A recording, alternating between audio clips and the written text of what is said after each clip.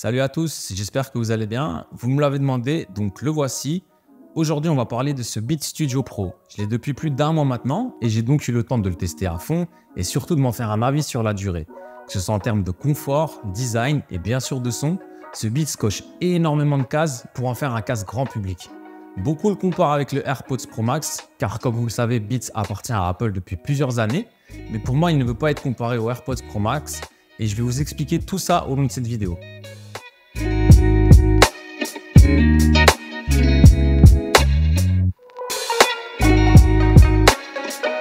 Le design est plutôt soigné et dans la veine de ce que propose Beats depuis des années. Ce design évolue au fil du temps, mais on en garde évidemment les mêmes principes avec ses logos Beats sur chacune des oreillettes, comme avec les boutons physiques qui sont justement sur ces logos Beats. Ceux-ci permettent de mettre pause ou play pour une musique ou de répondre à un appel. Un double appui va permettre d'avancer une musique et un triple appui permettra de revenir à la musique précédente. Un appui long permettra de demander quelque chose à Siri. Bref, que du classique. En dessous et au-dessus de ce bouton, on peut augmenter le volume ou le diminuer, rien de plus facile. De l'autre côté, sur le bouton de mise en marche, un appui long viendra éteindre ou allumer le casque et un double appui va permettre d'activer ou désactiver la réduction de bruit active. Le casque est fait en plastique et est pliable, ce que le AirPods Pro Max ne permet pas. En tout cas, il n'offre pas un encombrement minime comme ce Beats. Ce plastique, pour ma part, ne fait pas trop cheap. On n'a pas la sensation qu'il va se casser lorsqu'on l'ouvre ou on le referme. Le casque est fourni avec une housse de transport très pratique et très simple. Elle permet de ranger facilement son casque dans un sac à dos sans prendre trop de place. Par contre, attention, l'étui n'est pas rigide, donc il faut quand même éviter d'écraser le casque dans l'étui si vous voyagez par exemple. Un point négatif tout de même avec cette conception en plastique, c'est lorsqu'on a le casque sur les oreilles et qu'on appuie sur les boutons, on entend de gros clics, ce qui n'est pas super beau et donne un aspect un peu cheap. Mais comme je le dis, malgré ce design en plastique, ce casque paraît très solide et il l'est.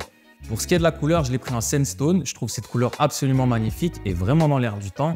Il ne prend pas trop les traces de doigts ou en tout cas, il ne se voit pas beaucoup. Comme ce casque est fabriqué par Apple, on retrouve bien évidemment des fonctionnalités propres à Apple, comme par exemple l'appairement en un clic. On le dit pas assez, mais qu'est-ce que c'est pratique et surtout les animations sont superbes. On peut bien évidemment contrôler, pour le peu qui est contrôlable, certaines fonctionnalités directement dans les réglages Apple. Par contre, ça reste un point noir énorme chez Apple de ne pas avoir d'égaliseur ou de ne pas pouvoir modifier ses réglages son. On est cantonné à devoir rester avec le son prédéfini par Apple et je trouve ça assez dommage. D'autres constructeurs comme Sony ou Bose le permettent et ça permet donc d'avoir un rendu qui nous correspond vraiment. Mais j'y reviendrai plus tard. Toujours pour la connectivité, on peut bien évidemment voir le taux de batterie en un coup d'œil avec nos widgets ou encore changer certains réglages très rapidement depuis le centre de contrôle. Encore une fois, c'est très pratique. On a bien évidemment le Dolby Atmos qui honnêtement me sert très peu en écoute musique, mais j'y reviendrai aussi dans la partie son de ce test.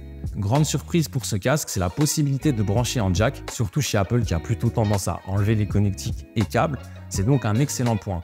Mais surtout, il a la possibilité d'être branché en USB-C et permettra d'écouter ses musiques en lossless avec Apple Music. Très pratique, surtout depuis l'arrivée du port USB-C de l'iPhone 15. Au passage, ces câbles sont fournis directement dans la boîte. Après, très honnêtement, la différence n'est pas non plus flagrante, mais ça a le mérite d'exister, surtout en connaissant Apple qui est généralement plutôt pour enlever des fonctionnalités ou des câbles. Je le trouve personnellement très complet en termes de connectivité et surtout, point très important à noter, il est compatible avec les smartphones Android et profite aussi de l'appairage en un clic. Il y a même une application dédiée pour les smartphones Android, chose incroyable venant de la part d'Apple, surtout connaissant leur goût à fermer leur écosystème.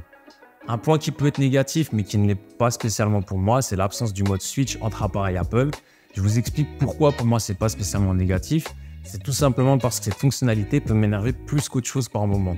Alors oui, des fois ça va marcher à merveille, mais des fois on passe plus de temps à vouloir connecter qu'autre chose. Là ici c'est simple, il suffit d'aller cliquer que ce soit sur son Mac, iPad ou iPhone, sur le casque dans son onglet Bluetooth et c'est connecté. Je préfère le signaler car pour certains ça pourrait être rédhibitoire, mais pour moi ça ne l'est pas. Dernier point, il ne permet pas de mettre en pause ou play lorsqu'on le retire des oreilles. C'est un peu dommage, mais encore une fois, pour moi, c'est pas rédhibitoire.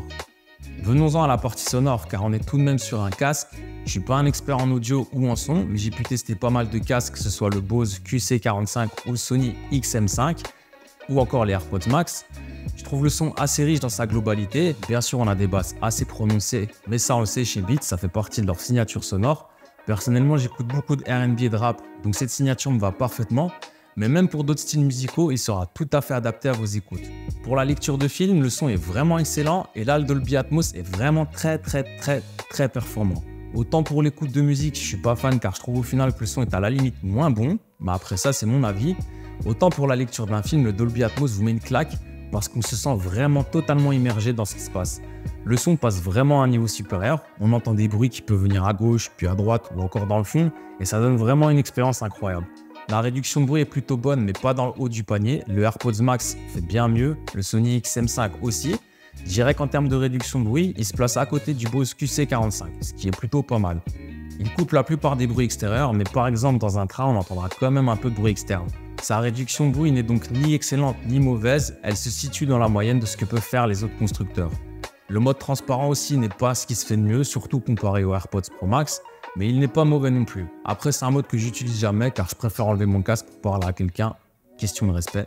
Ce casque est très confortable pour ma part, je trouve les coussinets et l'arceau plutôt confortables, même pour le porter pendant plusieurs heures. Certains ont un souci avec leurs oreilles qui touchent l'intérieur des coussinets, mais moi, heureusement, j'ai pas ce souci. Il est très léger aussi grâce à son design en plastique et donc peut être porté pendant vraiment plusieurs heures sans gêner, ce que le AirPods Pro Max ne permet pas. Comme je l'ai dit en début de vidéo, il est très pratique à transporter avec son étui et surtout le tout est très léger. Donc pour moi, ce Beats coche toutes les cases de ce que je cherchais pour un casque Apple, car j'ai pu essayer le AirPods Pro Max à sa sortie et plusieurs points m'avaient fait le renvoyer. La légèreté et le confort sont essentiels pour moi lors de l'achat d'un casque. Le AirPods Pro Max est très confortable, aucun doute là-dessus, mais il est trop lourd. Il est vraiment trop lourd. Et il ne peut donc pas être porté pendant des heures pour travailler, au contraire de ce Beats qui est très léger et donc peut être porté très facilement pendant des heures. Le deuxième point, c'est la facilité de transport. Apple s'est trompé avec son étui pour ses AirPods Pro Max car ça n'a rien de transportable. Le casque ne se replie pas sur lui-même, ce qui est vraiment un point noir pour le transporter. Encore une fois, le Beats, une fois replié, profite d'un encombrement minimal et est donc bien plus pratique pour le transport. Et le troisième point, c'est bien évidemment le prix. On parle d'environ 200 € de différence, ce qui est juste énorme de nos jours. Alors oui, on va me dire, mais le AirPods Pro Max a des matériaux plus nobles, un design plus raffiné, une réduction de bruit bien meilleure, un mode transparent plus efficace, et c'est vrai, mais le casque Beats n'a pas à rougir du tout face à lui. La réduction de bruit est excellente, même si certes elle est légèrement moins efficace. Le mode transparent, je m'en sers pas, donc honnêtement je m'en fous un peu. Le design du Beats, ça me va parfaitement, je le trouve aussi beau, même s'il n'a pas de matériaux nobles. Et pour moi, ce Beats n'est en fait même pas un concurrent du AirPods Pro Max. C'est une autre proposition faite pour les personnes qui ne sont pas enfermées dans un écosystème, faite pour les personnes qui veulent un bon casque tout terrain sans devoir mettre plus de 600 € dans un casque. C'est une sorte pour moi de version SE mais très poussée et avec juste quelques fonctionnalités en moins et qui pour ma part n'étaient pas les plus importantes. Donc si vous cherchez un casque qui est certes tout de même à 400 € mais que vous ne voulez pas dépenser plus, ce casque est fait pour vous. Sa réduction de bruit est vraiment très bonne, son autonomie également. Une charge permet de tenir en tout presque 20 heures sur une charge, ce qui est vraiment pas mal. Son design est pour moi une réussite, surtout dans ce coloris Sandstone.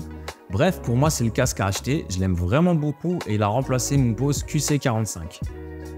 Voilà, j'espère que ce test vous aura permis de vous faire une idée sur ce Beats Studio Pro. Comme toujours, n'oubliez pas de liker, vous abonner et partager, c'est super important pour l'algorithme YouTube si on veut continuer à grandir. Je vous dis merci à tous et à la prochaine.